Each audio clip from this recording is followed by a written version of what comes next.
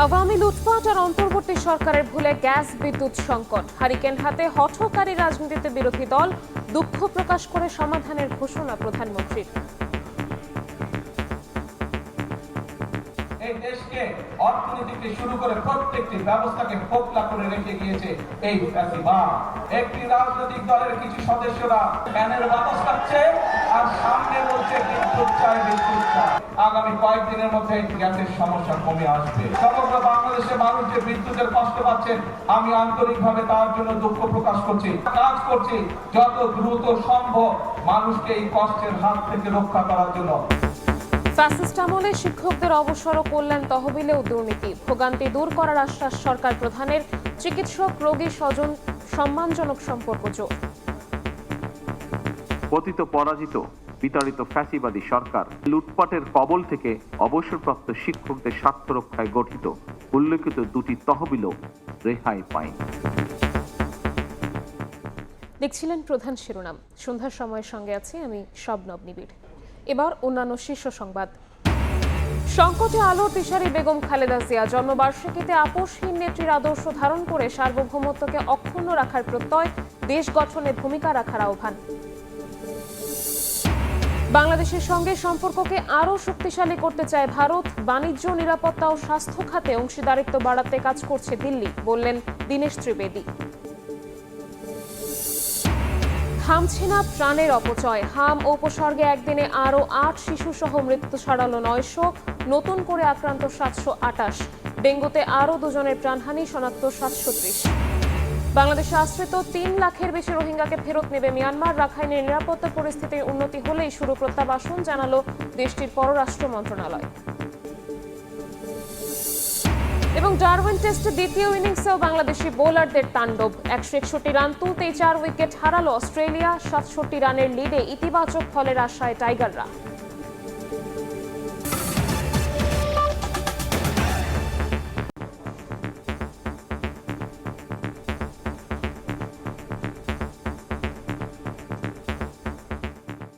Gas বিদ্যুৎ সংকটের জন্য স্বৈরাচার আওয়ামী লীগের লুটপাট আর অন্তর্বর্তী সরকারের ভুল সিদ্ধান্তকে দায়ী করলেন প্রধানমন্ত্রী তারেক রহমান। বললেন, সংকট নিয়ে বিভ্রান্তি ও হঠকারিতার রাজনীতি করছে বিরোধী দল। প্রয়াত সাবেক প্রধানমন্ত্রী বেগম খালেদা জিয়ার জন্মবার্ষিকীতে দোয়া ও দরিদ্রদের সহায়তা অনুষ্ঠানে গ্যাস বিদ্যুৎ সমস্যার জন্য দুঃখ প্রকাশ করে দ্রুত সমাধানের আশ্বাস দেন সরকার প্রধান। প্রয়াত সাবেক প্রধানমন্ত্রী বেগম খালেদা জিয়ার 82তম জন্মবার্ষিকীতে ঢাকা 17 আসনে আয়োজন করা হয় দোয়া মাহফিল। মহাখালী টিএনডি কলোনি মাঠ ভরে ওঠে বিএনপির বিভিন্ন স্তরের নেতাকর্মীর সমাগমে। যোগ দেন স্থানীয় সংসদ সদস্য প্রধানমন্ত্রী তারেক রহমান। শুরুতে দুস্থ, অসহায় এবং অসুস্থ ব্যক্তিদের আর্থিক সহায়তা দেন বিএনপি চেয়ারম্যান। বিশেষ দোয়া হয় বেগম খালেদা জিয়ার জন্য।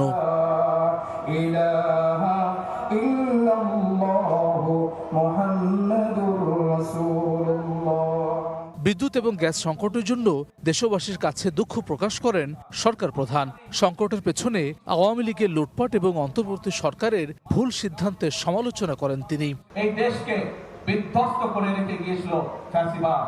এই দেশকে অর্থনীতিকে শুরু করে প্রত্যেকটি ব্যবস্থাকে ফোকলা করে রেখে গিয়েছে এই ফ্যাসিবাদ।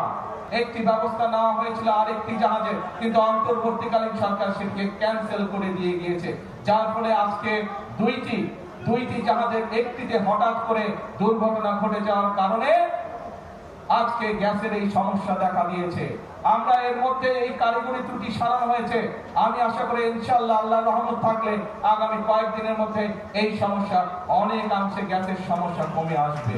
প্রিয় ভাই বোনেরা, সমগ্র বাংলাদেশের মানুষ যে বিদ্যুতের কষ্ট পাচ্ছেন, আমি আন্তরিকভাবে তার জন্য দুঃখ প্রকাশ করছি। কিন্তু এই সরকার আপনাদের সরকার, এবং আমরা কাজ করছি যত দ্রুত সম্ভব মানুষকে এই কষ্টের হাত থেকে রক্ষা করার জন্য।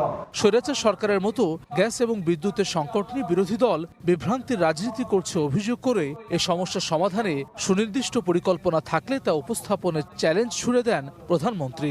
একটি রাজনৈতিক দলের কিছু সদস্যরা প্রতিবাদ করছে গ্যাস দে বিদ্যুৎ দে, পিছনে ফ্যানের বাতাস পাচ্ছে আর সামনে বলছে বিদ্যুৎ চাই বিদ্যুৎ চাই। এই হচ্ছে তাদের হঠকারিতা।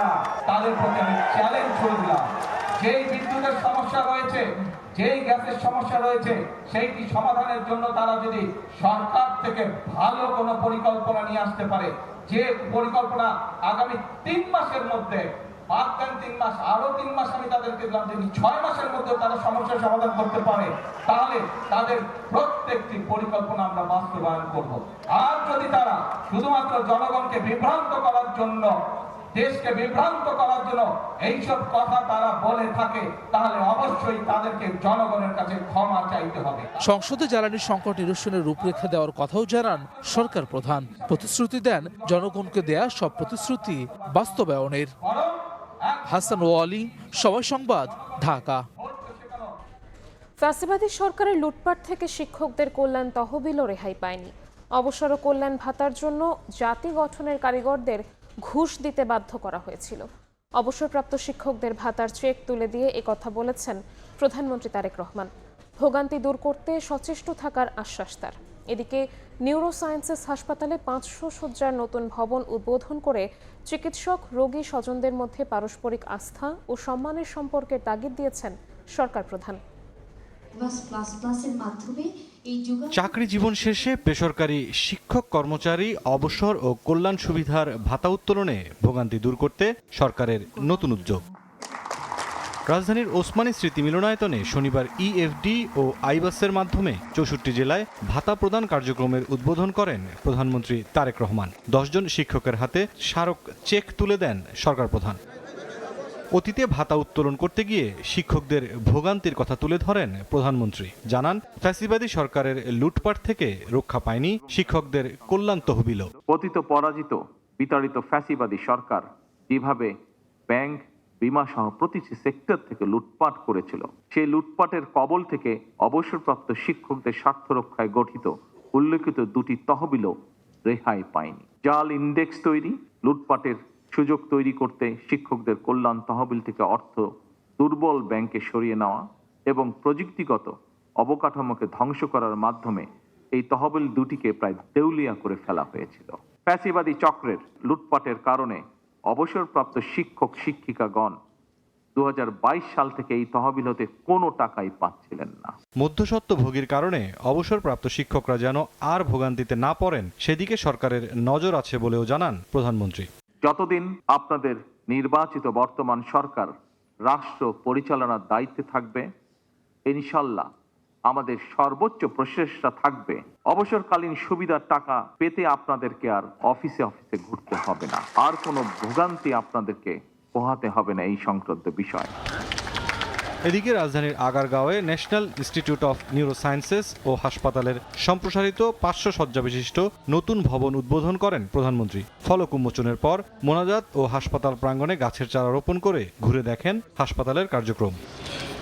পরে আলোচনায় প্রধানমন্ত্রী বলেন, প্রযুক্তি রোগ শনাক্ত করতে পারে, তবে রোগীর প্রতি চিকিৎসকের মানবিক হওয়ার বিকল্প নেই। প্রযুক্তি রোগ শনাক্ত করতে পারে, কিন্তু রোগীর ভয়, উদ্বেগ এবং মানসিক কষ্ট বুঝে তাকে আশ্বস্ত করার ক্ষেত্রে চিকিৎসকদের মানবিক আচরণের বিকল্প নেই। চিকিৎসক, রোগী এবং রোগীর উদ্বিগ্ন স্বজন, এই 3টি পক্ষের মধ্যে পারস্পরিক আস্থা, সম্মান এবং সহানুভূতির সম্পর্ক বজায় থাকা অত্যন্ত জরুরি।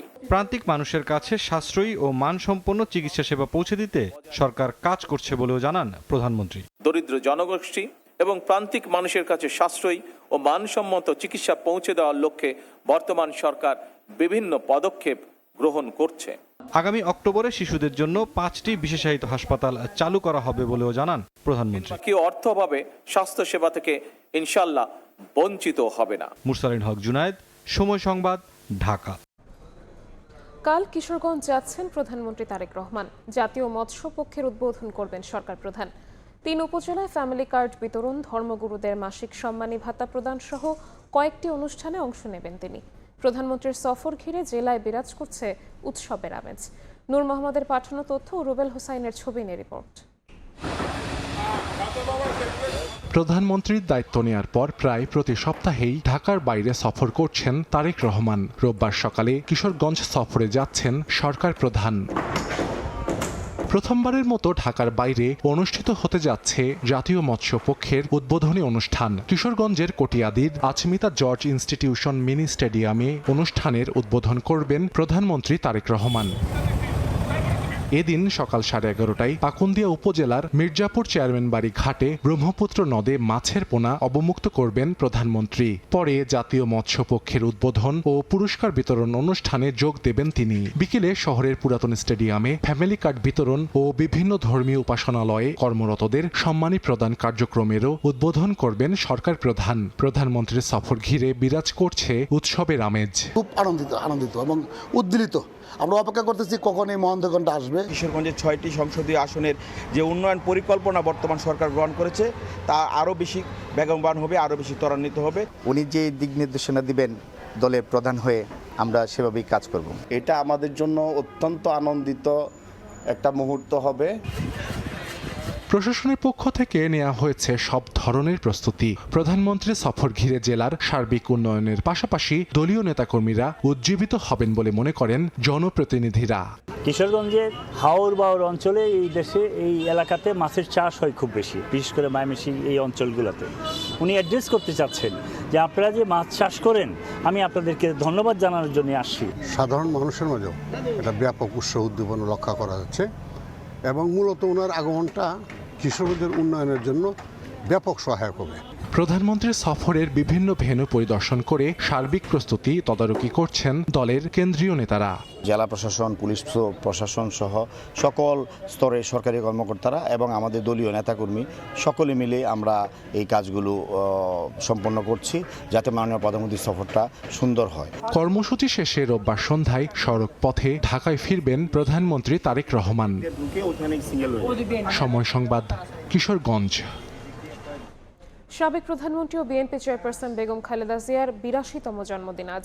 শ্রদ্ধা ভালোবাসায় গণতন্ত্রের আপসহীন নেত্রীকে স্মরণ করছে জাতি।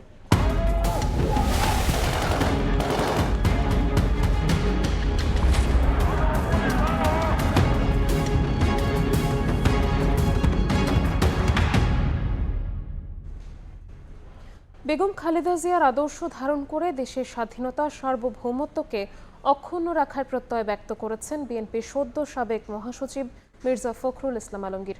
প্রয়াত বিএনপি চেয়ারপারসন বেগম খালেদা জিয়ার ৮২তম জন্মবার্ষিকী উপলক্ষে নয়াপল্টনে দলের কেন্দ্রীয় কার্যালয়ে দোয়া ও মিলাদ মাহফিলে বক্তব্য রাখেন তিনি। বলেন, বিএনপির গণতান্ত্রিক রাজনৈতিক কারিগর বেগম খালেদা জিয়া।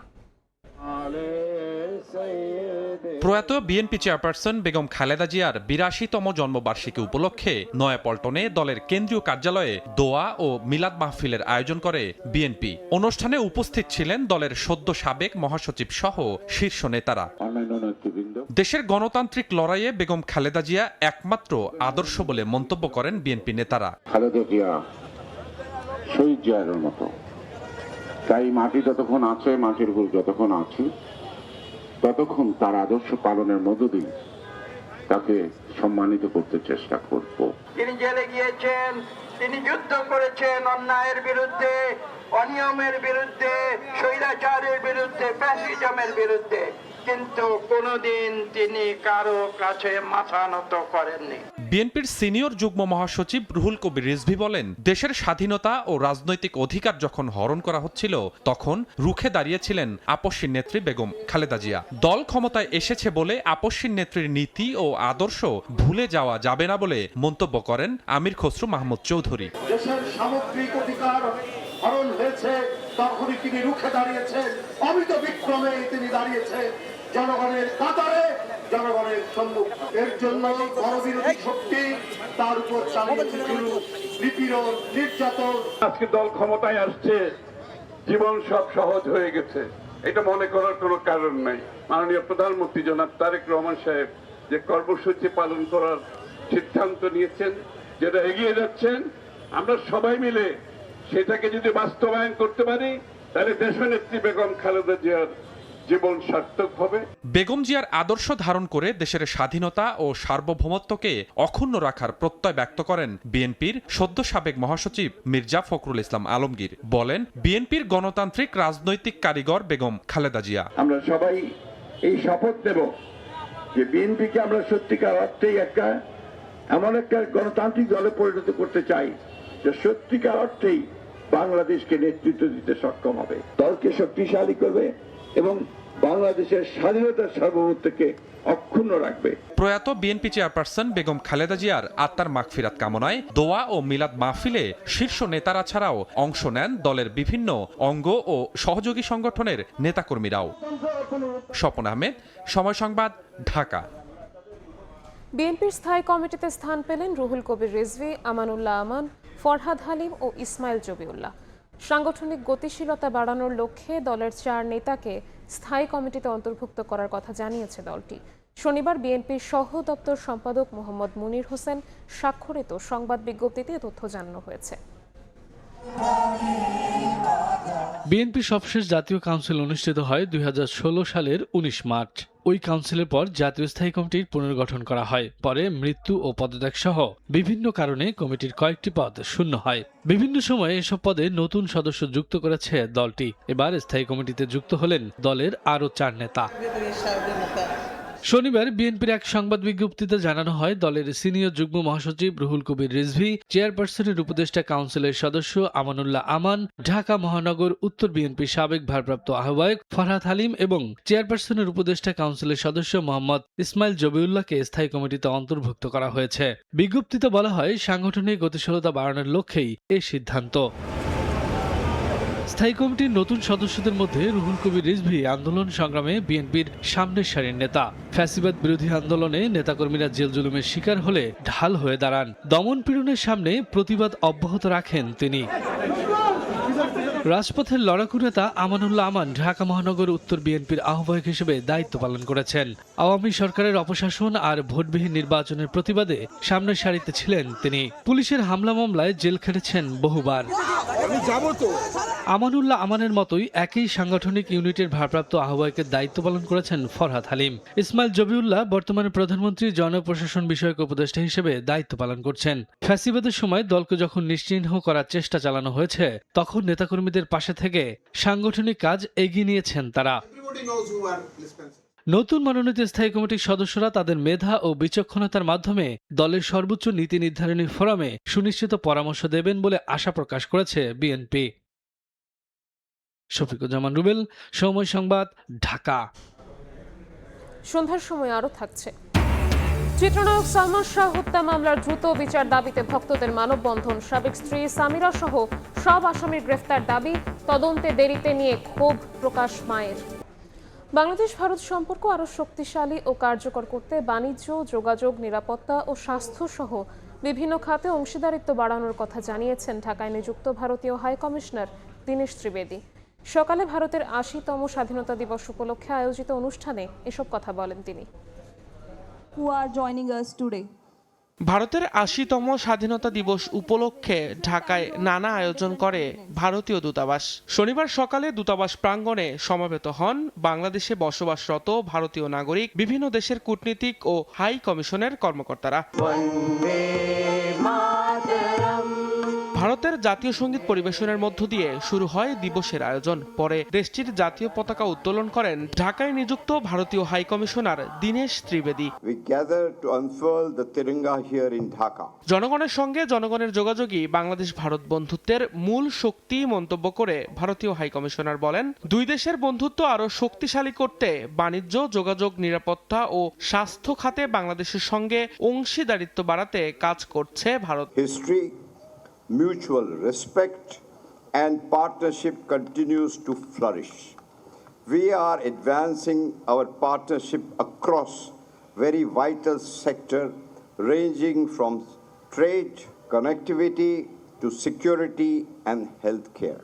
শান্তি, সহযোগিতা ও সংলাপ ভারতের পররাষ্ট্রনীতির মূল স্তম্ভ উল্লেখ করে হাই কমিশনার বলেন, অর্থনৈতিক সম্পর্ক জোরদারে বিভিন্ন দেশের সঙ্গে মুক্ত বাণিজ্য চুক্তির মাধ্যমে গ্লোবাল সাউথের নেতৃত্ব দিতে চায় New Delhi. Peace, cooperation, dialogue and ideal of Vasudhaiva Kutumbakam are the pillars of our foreign policy. We have entered into a free trade agreements with many countries. We are playing a leading role among the countries of the global south. দুই দেশের যৌথ সমৃদ্ধি নিশ্চিত করতে বাংলাদেশ ও ভারতকে একসঙ্গে কাজ করার আহ্বান জানান দীনেশ ত্রিবেদী। দিন মোহাম্মদ সাব্বির, সময় সংবাদ, ঢাকা। হামির উপসর্গ নিয়ে 24 ঘন্টায় দেশে আরও 8 জনের মৃত্যু হয়েছে, আর ডেঙ্গুতে মারা গেছেন 2 জন। 24 ঘন্টায় ডেঙ্গুতে আক্রান্ত হয়েছেন 730 জন এবং নতুন করে হামির উপসর্গ পাওয়া গেছে 728 জনের শরীরে। শনিবার স্বাস্থ্য অধিদপ্তরের নিয়মিত প্রতিবেদনে জানানো হয়, হামি মৃতদের মধ্যে 6 জনই ঢাকা বিভাগের। গত 15 মার্চ থেকে এখন পর্যন্ত হামের উপসর্গ নিয়ে 803 শিশুর মৃত্যু হয়েছে। একই সময়ে নিশ্চিত হামে মারা গেছে 99 শিশু। সব মিলিয়ে হামের উপসর্গ ও নিশ্চিত হামে মৃত্যুর সংখ্যা দাঁড়িয়েছে 902 জনে। চলতি বছরের 15 আগস্ট পর্যন্ত সারা দেশে মোট ডেঙ্গু আক্রান্ত হয়ে হাসপাতালে ভর্তি হয়েছেন 23,173 জন। এবছরে ডেঙ্গুতে মোট 67 জনের মৃত্যু হয়েছে।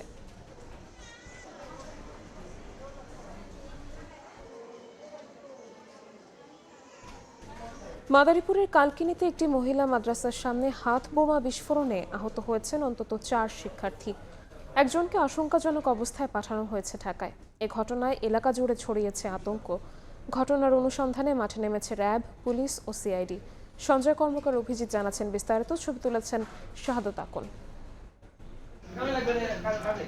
প্রকট শব্দে কেঁপে ওঠে এলাকা, আতঙ্কিত হয়ে পড়েন বাসিন্দারা। শুরু হয় ছোটাছুটি, মহিলা মাদ্রাসার সামনে হাতবোমা বিস্ফোরণ।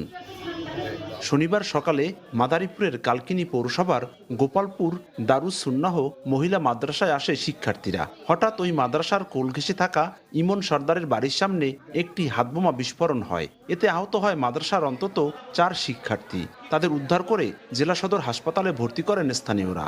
অবস্থা আশঙ্কাজনক হওয়ায় আবিদা আক্তার নামে এক শিক্ষার্থীকে পাঠানো হয় ঢাকায়। শব্দ হইছে আব্বা মিষ্টির ব্যাগ ফালাইতে দৌড় দিয়ে গেছে, যাইয়ে দেয় ধুমার ভিতরে জ্বলতেছে। যাইয়ে দেই খালি ধুমারে আমার মাইয়ারে মাইয়া চিল্লাতে দিই আমার মাইয়াই সামনে, আমার মাইয়া জ্বলিয়া বুড়ি আমার সামনে দিয়ে আগুনে পড়তে আছে। খবর পেয়ে ঘটনাস্থলে আসে র্যাব, পুলিশ ও সিআইডির কর্মকর্তারা। শুরু করেন অনুসন্ধান। জড়িতদের আইনের আওতায় আনার আশ্বাস দেয় পুলিশ। ঘটনাস্থল পরিদর্শন করে পারিপার্শ্বিক অবস্থা বিবেচনা করে আমরা দেখি যে আসলে এখানে ককটেলের বিস্ফোরণ ঘটেছে, আলামতও পেয়েছি এবং 4 জন মেয়ে শিশু যারা এই মাদ্রাসারই ছাত্রী তারা আহত হয়েছে। এর মধ্যে একজনের অবস্থা আশঙ্কাজনক, তাকে ঢাকায় হাসপাতালে রেফার করা হয়েছে। এদিকে লাল কস্টেপে পেঁচানো হাত বোমাটি ওই বাড়ির উঠানে দেখতে পান ইমন সর্দারের বাড়ির গৃহকর্মী বেবি বেগম। পরে কাজ শেষে তিনি বাড়ির সিঁড়িতে রেখে চলে গেলে শনিবার সকালে হাত বোমাটি বিস্ফোরিত হয় বলে জানিয়েছেন স্থানীয়রা। সঞ্জয় কর্মকার, অভিজিৎ, সময় সংবাদ, মাদারীপুর। অমর চিত্রনায়ক সালমান শাহ হত্যা মামলার দ্রুত বিচার দাবিতে মানববন্ধন করেছেন ভক্তরা। সব আসামিকে গ্রেফতার ও পরিবারের সদস্যদের নিরাপত্তা নিশ্চিতের দাবি তাদের। সাবেক স্ত্রী সামিরা যেন দেশ ছেড়ে পালাতে না পারে সেই দাবিও সালমান শাহ ভক্তদের।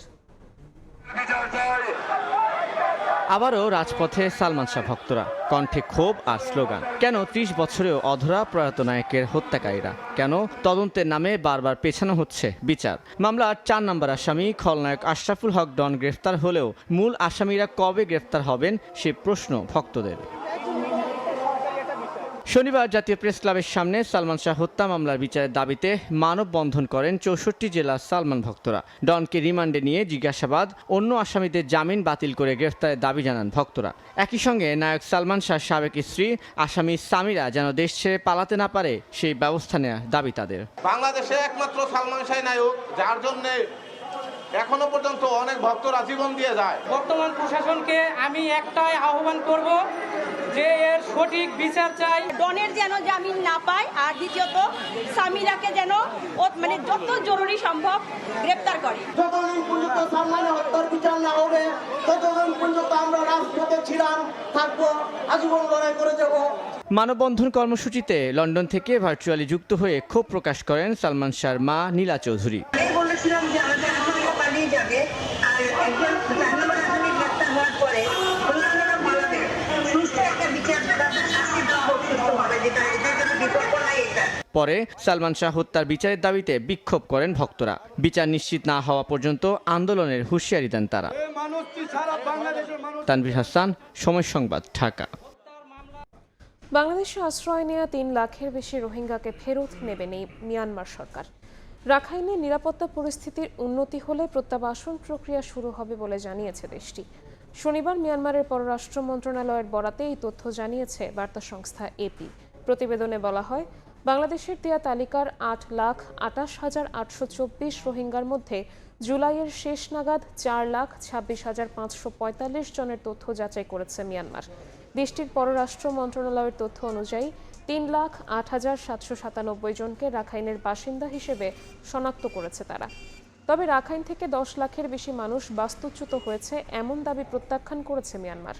তাদের দাবি 2017 সালের সহিংসতার পর 5,40,000-এর বেশি রোহিঙ্গা পালিয়ে বাংলাদেশে আসে, আর 2 লাখের বেশি মানুষ উত্তর রাখাইনে থেকে যায়।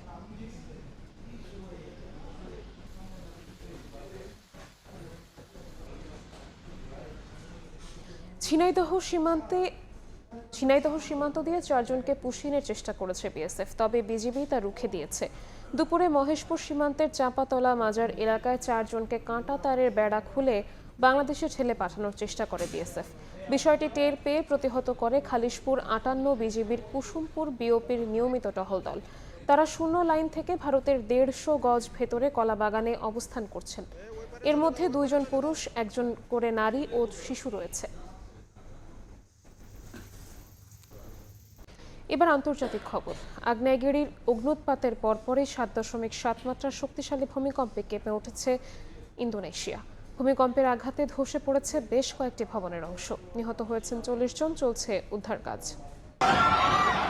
শনিবার স্থানীয় সময় ভোরে 7.7 মাত্রার ভূমিকম্পে কেঁপে ওঠে ইন্দোনেশিয়ার ফ্লোরেস অঞ্চল। ইউএসজিএস এর হিসেবে ভূপৃষ্ঠ থেকে মাত্র 10 কিলোমিটার গভীরে ছিল এর উৎপত্তিস্থল। কেন্দ্র ছিল পূর্ব নুসা তেঙ্গারা প্রদেশের এন্দে শহর থেকে প্রায় 68 কিলোমিটার উত্তর পশ্চিমে। প্রায় 1 মিনিট ধরে কম্পন অনুভূত হয় আশপাশের এলাকায়। মূল ভূমিকম্পের পরপরই আঘাত হানে বেশ কয়েকটি শক্তিশালী আফটারশক। 5.9, 5.6, 6.1 মাত্রার কম্পন রেকর্ড করা হয়। মাউমেরে থেকে ছড়িয়ে পড়া ভিডিওতে দেখা যায় ধসে পড়েছে একটি ভবনের অংশ। আতঙ্কে রাস্তায় ছুটে আসছেন মানুষ।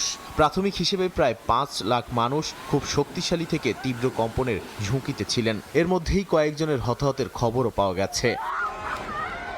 ভূমিকম্পের আতঙ্কের মধ্যেই সক্রিয় মাউন্ট ইবু। অগ্নুৎপাতের পর আগ্নেয়গিরি থেকে ধোঁয়া ও ছাই ছড়িয়ে পড়ে বিস্তীর্ণ এলাকায়। নাদিম মারজান, সময় সংবাদ। অস্ট্রেলিয়া বাংলাদেশ টেস্ট সিরিজের খবর। ডারউইনে চালকের আসনে বাংলাদেশ। তৃতীয় দিন শেষে 67 রানে এগিয়ে লাল সবুজ। মিরাজের 50 আর টেল এন্ডারদের দৃঢ়তায় প্রথম ইনিংসে স্কোরবোর্ডে 426 রান তোলে শান্তর দল। ফলে বাংলাদেশ লিড পায় 228 রানের। জবাবে 4 উইকেটে 161 রান নিয়ে দিন শেষ করেছে অস্ট্রেলিয়া। ডারউইন থেকে তারেক হাসান শিমুলের ম্যাচ রিপোর্ট। তৃতীয় দিনে লিডটা বাংলাদেশ কত দূর নিয়ে যায় সেটাই ছিল দেখার বিষয়। মিরাজ, হাসান মাহমুদরা সকালটা পার করছিলেন দারুণভাবে। অজি পেসারদের সামাল দেন দেখে শুনে। অজিরা অপেক্ষায় ছিল লাঞ্চের আগে টাইগারদের অল আউট করতে। তবে থিতু হওয়া মিরাজ করতে দেননি সেই কাজটা। তাসকিনকে নিয়ে গড়েন আরও এক ছোট্ট জুটি। 50 তুলে নেন ডানহাতি ব্যাটার। এরপর হাত খুলে খেলার চেষ্টা করলেও মিরাজকে আউট করে স্বস্তি ফেরে অজি শিবিরে। দলের তৃতীয় সর্বোচ্চ 65 রান আসে তার ব্যাট থেকে। ততক্ষণে বাংলাদেশের লিড পার হয়েছে 200। তাসকিন, ইবাদত মিলে চেষ্টা করেছেন লিড ব্যবধানটা বাড়িয়ে নিতে। পেরেছেনও তারা। 2 বোলার মিলে ব্যাট হাতে যোগ করেছেন 21 রান। তাসকিন করেন 14 আর ইবাদতের ব্যাটে 7 রান। 426 রানে প্রথম ইনিংস শেষ করে টাইগাররা 6 উইকেট শিকার করেন জশ হ্যাজিলউড। অজিদের বিপক্ষে টাইগারদের প্রথম ইনিংস গেল সিজনে খেলা অ্যাশেজের যেকোনো ইনিংস থেকে বড়। একই সঙ্গে সাম্প্রতিক সময়ে ইংল্যান্ড, ভারতের পর বাংলাদেশের বিপক্ষে তাদের বল করতে হয়েছে 138। 228 রানে পিছিয়ে থেকে ব্যাটিংয়ে নেমে মারমুখী হওয়ার আগেই লোকাল বয় জ্যাক ওয়েদারকে ফেরান হাসান মাহমুদ। অজি ব্যাটারদের কাছে ডানহাতি পেসার যেন গোলক ধাঁধা। মার্নেস লাবুশেনকে নিয়ে শুরুর ধাক্কা সামাল দেওয়ার চেষ্টা করেন ট্রাভিস হেড। আভাস দেন আক্রমণাত্মক হওয়ার, তবে সেটা হতে দেননি এই হাসান। আবারও বোল্ড হেড, ফিরে যান 17 রান করে। এরপর লাবুশেন আর স্মিথ হয়ে ওঠেন দলের ভরসা। রানের চাকা সচল করেন এই ব্যাটার। আগের ইনিংসে একমাত্র 50 পাওয়া স্মিথ ছিলেন সাবলীল, তবে 31 রানে লাবুশেনকে আউট করেন তাইজুল। প্রথম উইকেটের দেখা পান টাইগার স্পিনার। তাইজুল যখন ব্রেক থ্রু এনে দিয়েছেন, মিরাজ কেন পিছিয়ে থাকবেন? নিলেন দিনের অন্যতম গুরুত্বপূর্ণ উইকেট। থিতু হওয়া স্মিথকে ফিরিয়ে ইনিংসের চতুর্থ উইকেট শিকার করেন ডানহাতি স্পিনার। অবশ্য দিনটা আর কোনো বিপদ ছাড়াই পাড়ি দিয়েছে অজিরা। 43 রানে অপরাজিত ক্যামেরুন গ্রিন আর অ্যালেক্স ক্যারি আছেন 19 রানে। টাইগারদের দাপটে দিশেহারা ক্যাঙ্গারু বাহিনী। তৃতীয় দিন শেষে অস্ট্রেলিয়া পিছিয়ে আছে 67 রানে। সম্ভাবনা তৈরি হয়েছে ইনিংস ব্যবধানে জয়ের, আর সেই ইতিহাস লিখতে হলে চতুর্থ দিনে এই 67 রানের মাঝেই তুলে নিতে হবে প্রতিপক্ষের 6 উইকেট। মারারা ক্রিকেট গ্রাউন্ড থেকে তারেক হাসান শিমুল, সময় সংবাদ, ডারউইন, অস্ট্রেলিয়া। এ পর্যায়ে শীর্ষ সংবাদগুলো জানিয়ে দিচ্ছি আরও একবার। আওয়ামী লুটপাট আর অন্তর্বর্তী সরকারের ভুলে গ্যাস বিদ্যুৎ সংকট। হারিকেন হাতে হঠকারী রাজনীতিতে বিরোধী দল, দুঃখ প্রকাশ করে সমাধানের ঘোষণা প্রধানমন্ত্রীর। সংকটে আলোর দিশারি বেগম খালেদা জিয়া। জন্মবার্ষিকীতে আপোষহীন নেত্রীর আদর্শ ধারণ করে সার্বভৌমত্বকে অক্ষুণ্ণ রাখার প্রত্যয়, দেশ গঠনে ভূমিকা রাখার আহ্বান। এবং বাংলাদেশের সঙ্গে সম্পর্ককে আরও শক্তিশালী করতে চায় ভারত। বাণিজ্য, নিরাপত্তা ও স্বাস্থ্য খাতে অংশীদারিত্ব বাড়াতে কাজ করছে দিল্লি, বললেন দীনেশ ত্রিবেদী।